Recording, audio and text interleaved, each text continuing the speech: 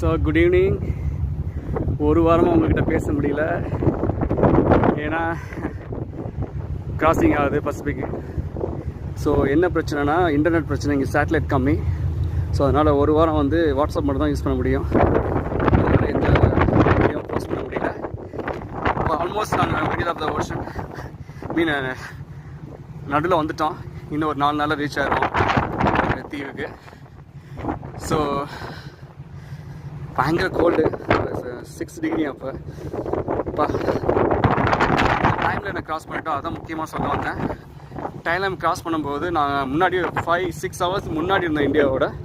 இப்போ நாங்கள் வந்து 24 ஹவர்ஸ் பின்னாடி வந்துட்டோம். ஸோ 26ஆந்தேதி திருப்பி எங்களுக்கு 26ஆந்தேதி டைம் லைனை கிராஸ் பண்ணும்போது அதுதான் பியூட்டி. கிராஸ் பண்ணுறேன். ஸோ இப்போ நீங்கள் முன்னாடி போயிட்டீங்க. Anyhow, see you tomorrow.